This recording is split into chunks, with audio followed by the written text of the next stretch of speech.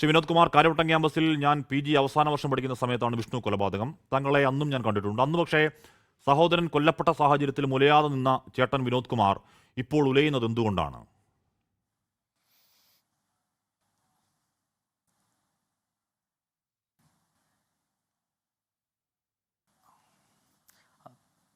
വിനോദ് കേൾക്കാമോ? കേൾക്കാം. ഞാൻ ചോദിച്ചത് 2008 അങ്ങേ കണ്ട ഓർമ്മ ഞാൻ പറയുകയായിരുന്നു. അന്നും താങ്കൾ അചഞ്ചലായി നിൽക്കുകയായിരുന്നു. ഇപ്പോഴെന്തുകൊണ്ടാണ് ചഞ്ചലപ്പെട്ടു പോകുന്നത്? അല്ല, ഇത് കഴിഞ്ഞിട്ട് ആ ഫണ്ടിൽ നിന്നും വകമാറ്റിയ കാശ് എടുത്ത് അയാൾ അംഗീകരിച്ചു, അത് അയാൾ ഉൾക്കൊണ്ട് പറഞ്ഞു. അത് കഴിഞ്ഞിട്ട് പാർട്ടി അത് അയാളുടെ പേരിൽ നടപടി തരം താഴ്ത്തി സാധാരണ മെമ്പറായിട്ട് നിർത്തി. അപ്പോഴൊന്നും നമ്മൾ ഇതിനകത്ത് അപ്പോഴും പരാതി കൊടുത്തു. ഞങ്ങൾ കുടുംബത്തിൻ്റെ പേരിൽ പരാതി സംസ്ഥാന സെക്രട്ടറിക്കും ജില്ലാ സെക്രട്ടറിക്കും എല്ലാം കൊടുത്തതാണ്.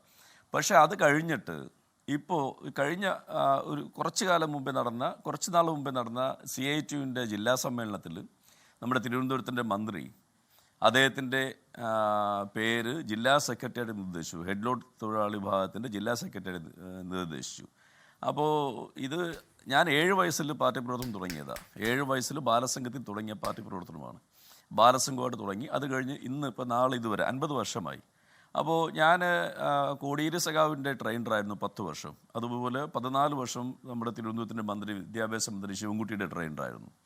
അപ്പോൾ ഇതെല്ലാം ഇത്രയും നല്ല ബന്ധം സംസ്ഥാന നേതാക്കന്മാരെല്ലാവരുമായിട്ട്, ഗോവിന്ദ മാഷിൻ്റെയും എല്ലാവരുമായിട്ട് അങ്ങനെ ബന്ധം ഉണ്ടായിട്ട് പോലും ഞങ്ങൾക്ക് പറയാനുള്ള പരാതികൾ കുടുംബത്തിൻ്റെ ബേസിൽ നിരവധി പരാതി പോയി. ഇപ്പോൾ രണ്ടാമത് ജില്ലാ സെക്രട്ടറി ആയപ്പോൾ അതിനെതിരായിട്ടും പരാതി പോയി. ഈ പരാതിയിലൊന്നും ഒരു തീർപ്പ് കൽപ്പിക്കാതെ പാർട്ടി മുന്നോട്ട് പോകുമ്പോൾ അച്ചടക്കമുള്ള പാർട്ടി പ്രവർത്തകർ എന്ന നിലയിൽ എൻ്റെ അമ്മയടക്കം പാർട്ടി മെമ്പറായിരുന്നു.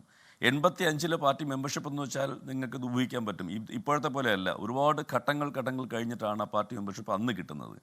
ആ സമയത്ത് പാർട്ടി മെമ്പർഷിപ്പ് ഉണ്ടായിരുന്ന ഞങ്ങളുടെ ആ ഒരു വിഷമം ഇത് കഴിഞ്ഞിട്ട് ഇതുവരെയായിട്ട് ഞങ്ങളൊന്നും പറയാതിരിക്കുകയും ഇപ്പോൾ കുഞ്ഞികൃഷ്ണൻ സഖാവിൻ്റെ ഒരു പ്രതികരണം വന്നപ്പോൾ ഇനിയെങ്കിലും ഞാനത് പറയേണ്ടത് അത്യാവശ്യമാണെന്ന ബോധ്യം തോന്നിയതുകൊണ്ട്, നല്ല മനസ്സിൽ അന്നും ഇന്നും നല്ല കമ്മ്യൂണിസ്റ്റുകാരനാണെന്നുള്ള ഉത്തമ ബോധ്യമുള്ളതുകൊണ്ട് ഇവിടെയുള്ള എന്നെപ്പോലെ ചിന്തിക്കുന്ന പാർട്ടി പ്രവർത്തകരുടെ ഇടയിൽ ഒരു ചെറിയ തിരിച്ചുവരവ്, ഒരു ചിന്തയ്ക്ക് അതിന് എന്തെങ്കിലും കാരണമാവുമെങ്കിൽ ആവട്ടെ എന്ന് വിചാരിച്ചിട്ടാണ് ഇപ്പോൾ. വിനോദ് കുമാർ, പക്ഷേ താങ്കൾ പറയുന്ന പോലൊന്നുമില്ല കാര്യങ്ങൾ. ഇത് ഈ പറയുന്ന ആൾ ഈ പൈസ എടുത്തിട്ടില്ല, അതെന്തോ ഏതോ പാർട്ടി കേസ് നടത്തി. ഇപ്പോൾ ഇന്ന് വി ജോയ് ഇതുമായി ബന്ധപ്പെട്ട് പറഞ്ഞൊന്ന് കേൾക്കാം. കൊലപാതകവുമായി ബന്ധപ്പെട്ട് ഫണ്ട് പിരിച്ചിരുന്നു എന്നുള്ളത് വാസ്തവമാണ്.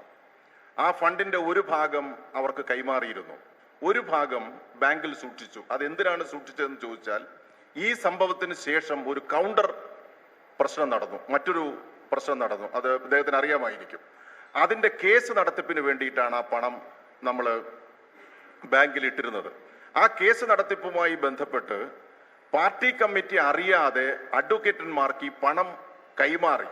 അതാണ് അദ്ദേഹത്തിന്റെ പേരിലുള്ള ചാർജ്. അല്ലാതെ ഈ പണം എടുത്തുകൊണ്ട് പോയി ചെലവഴിച്ചു അല്ലെങ്കിൽ മറ്റെന്തെങ്കിലും സ്വകാര്യ ആവശ്യങ്ങൾക്ക് ഉപയോഗിച്ചു എന്നതല്ല. നമ്മൾ കേസ് നടത്താൻ വേണ്ടി ഇട്ടിരുന്ന പണം പാർട്ടി കമ്മിറ്റികൾ ചർച്ച ചെയ്യാതെ ചില പർട്ടിക്കുലർ അഡ്വക്കേറ്റന്മാർക്ക് ആ പണം കൈമാറി എന്നുള്ളതാണ് അതിനെ സംബന്ധിച്ചുള്ള കാര്യം. വിനോദ് കുമാർ, താങ്കൾ പറയുന്നത് ഈ പറയുന്ന ആൾ ഈ സഹകരണ ബാങ്കിൽ നിന്നും അദ്ദേഹത്തിന്റെ അക്കൗണ്ടിലേക്ക് 5 ലക്ഷം രൂപ മാറ്റി എടുത്തുകൊണ്ട് പോയെന്നാണ് നിങ്ങളുടെ ആരോപണം. പക്ഷേ വിജോയ് പറയുന്നത് അന്ന് അവിടെ കൗണ്ടർ കേസ് ഉണ്ടായി. കൗണ്ടർ കേസിലെ ആ കേസ് വാദിക്കാൻ അഭിഭാഷകർക്ക് പാർട്ടി അറിയാതെ പൈസ കൊടുത്തു, അതിന് സസ്പെൻഷൻ, മാറ്റി നിർത്തൽ എന്നൊക്കെയാണ് പറയുന്നത്. വിനോദ് കുമാർ, ഇതിനകത്ത് 2 കാര്യങ്ങളാണ്. അത് അവിടെ പാർട്ടി കമ്മിറ്റികളുടെ രേഖകൾ അവർ പുറത്ത് തരാമെന്നുണ്ടെങ്കിൽ അതിനകത്ത് വളരെ സുതാര്യമായിട്ടുള്ള രീതിയിൽ അതിനകത്ത് എല്ലാം വ്യക്തമായി പറഞ്ഞിട്ടുണ്ട്. ഒന്ന്, അവിടുത്തെ മുഴുവൻ പാർട്ടി പ്രവർത്തകരും, മഞ്ചൂർ എന്ന് വെച്ചാൽ ഏറ്റവും ശക്തമായ പാർട്ടി കേന്ദ്രങ്ങൾ, പാർട്ടി വേരുള്ളൊരു പ്രദേശമാണ്. അവിടെയുള്ള മുഴുവൻ പ്രവർത്തകർക്കും അറിയാം. ഇത് എല്ലാം റിപ്പോർട്ട് ചെയ്തിട്ടുണ്ട്. ജില്ലാ ലോക്കൽ സമ്മേളനത്തിലും ലോക്കൽ കമ്മിറ്റിയിലും ഏരിയ കമ്മിറ്റിയിലും റിപ്പോർട്ട് ചെയ്തിട്ടുണ്ട്. അതിൻ്റെ ബേസിലാണ് ഇയാൾ തരം താഴ്ത്തിയത്. ഒന്ന്. രണ്ടാമത്, ഇപ്പോഴത്തെ നിലയിൽ ഞാനൊരു നല്ല പാർട്ടിക്കാരനാണ്. പക്ഷേ എന്നാലും ഞാൻ പറയുന്നത്, തിരിച്ച് ഒരാളെ ആക്രമിക്കാനായിട്ട്, അതല്ലെങ്കിൽ തിരിച്ചൊരാളെ കൊല്ലാനായിട്ട് പാർട്ടി ഫണ്ട് സ്വരൂപിച്ചതായിട്ടാണ് ഇന്ന് ഇപ്പോൾ ജില്ലാ സെക്രട്ടറി പറയുന്നത്.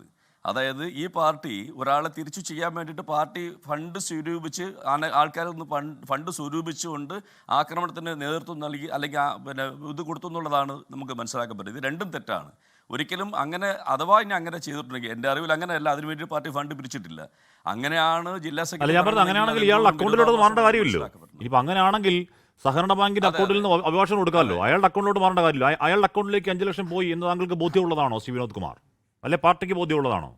അതെ, അല്ല, 100% ആ കാശ് ഇത് ഒരു വർഷം പോലും ആയില്ല. അതിനു മുമ്പ് ഈ കാശ് മൊത്തം അദ്ദേഹം എടുത്തതാണ്. എടുത്തിട്ട് അയാൾ ബാക്കി പല സ്ഥലത്തു നിന്നും വേറെ കളക്ഷനൊക്കെ എടുത്തിട്ട് അയാൾ ഒരു വീട് വെക്കുകയും ചെയ്തു. അതൊക്കെ അയാളുടെ പേഴ്സണൽ കാര്യങ്ങൾ. പക്ഷേ ഇത് 100% ഈ ലോക്കൽ കമ്മിറ്റി റിപ്പോർട്ട് ചെയ്തതാണ്, ജില്ലാ കമ്മിറ്റി റിപ്പോർട്ട് ചെയ്തതാണ്. അതിൻ്റെ ബേസിലാണ് നടപടി വന്നതും. പക്ഷെ അതിനുശേഷം നമ്മുടെ തിരുവനന്തപുരത്തിൻ്റെ മന്ത്രി വളരെ ഉത്സാഹം കാണിച്ചുകൊണ്ട് ലോക്കൽ കമ്മിറ്റിയിൽ എടുക്കാൻ നോക്കി, അത് കഴിഞ്ഞിട്ട് ഏരിയ കമ്മിറ്റിയിൽ എടുക്കാൻ നോക്കി. അത് രണ്ടും എല്ലാ പ്രവർത്തകരുടെയും ബഹുഭൂരിപക്ഷം എതിർത്തത് കൊണ്ട് മാത്രമാണ് ആ 2 കമ്മിറ്റിയിൽ എടുക്കാത്തത്. അതിൻ്റെ ദേഷ്യം തീർക്കാൻ വേണ്ടിയിട്ടാണ് അദ്ദേഹത്തിൻ്റെ നേരിട്ടുള്ള നേതൃത്വത്തിലുള്ള CITUവിൻ്റെ ജില്ലാ കമ്മിറ്റിയിലേക്ക് ജില്ലാ കമ്മിറ്റിയുടെ ഹെഡ്രോഡ് വിഭാഗത്തിൻ്റെ സെക്രട്ടറി ആയിട്ട് എടുത്തത്. നേരത്തെ ജില്ലാ സെക്രട്ടറി പറഞ്ഞു അത് നേരത്തെ തുടർന്നു വന്നതല്ല, അയാളെ പുതുതായിട്ട് ജില്ലാ സെക്രട്ടറി ആക്കിയതാണ് ഈ കഴിഞ്ഞ സമ്മേളനത്തിൽ. ശ്രീ വിനോദ് കുമാർ, താങ്കൾ ഇപ്പോൾ വിഷ്ണു മിടുക്കനായ ചെറുപ്പക്കാരനായിരുന്നു. ഈ പറയുന്ന ദേശീയ ചാമ്പ്യനും സംസ്ഥാന ചാമ്പ്യനും ഒക്കെ ആയിരുന്ന, ഭാവിയുടെ കേരളത്തിലെ ദേശീയ കായിക വാഗ്ദാനമാകേണ്ടിയിരുന്ന, നാട്ടുകാർക്ക് നല്ലത് മാത്രം പറയാനുള്ള, സഹായങ്ങൾ മാത്രം ചെയ്തുകൊണ്ടിരുന്ന മിടുക്കനായ ചെറുപ്പക്കാരനായിരുന്നു. പാർട്ടിക്കാരനാണ്, പാർട്ടി വികാരമുള്ളിലുള്ള ചെറുപ്പക്കാരനാണ്. താങ്കൾ അതുപോലെയാണ്.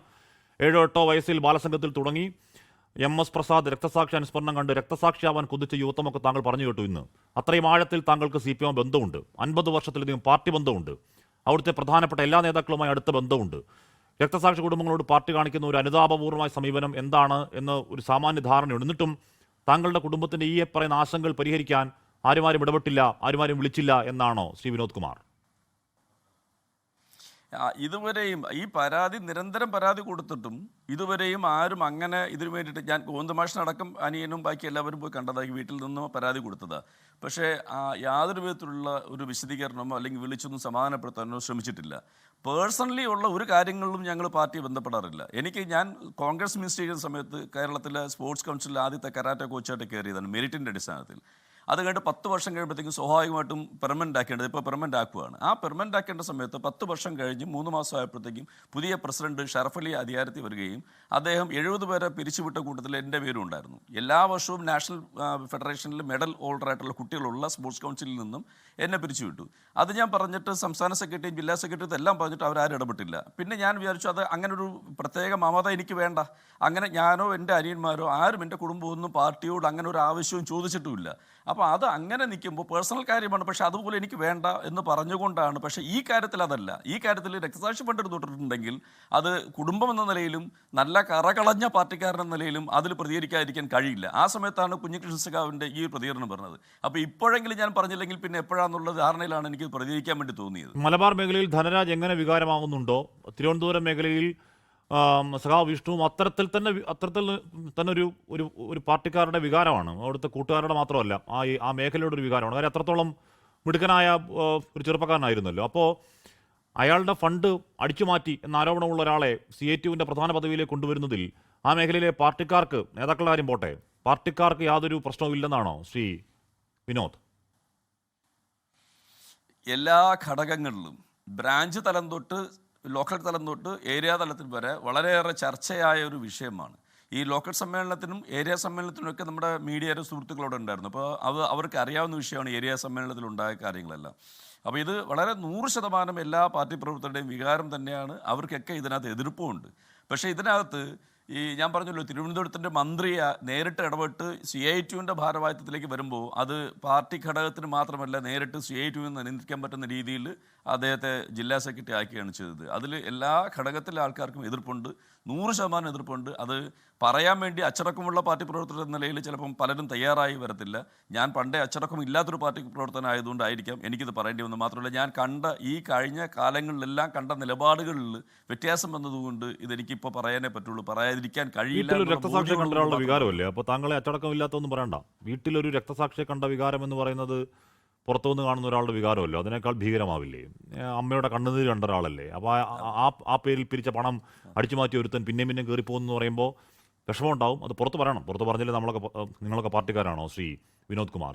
ലോകത്തെവിടെയായാലും ഏത് സമയത്തും 24 വാർത്തകളും ഓഗ്മെന്റഡ് റിയാലിറ്റി പാക്കേജുകളും എക്സ്പ്ലെയിനറുകളും വിശദമായി കാണാൻ ഞങ്ങളുടെ യൂട്യൂബ് ചാനൽ നിങ്ങൾക്ക് സബ്സ്ക്രൈബ് ചെയ്യാം.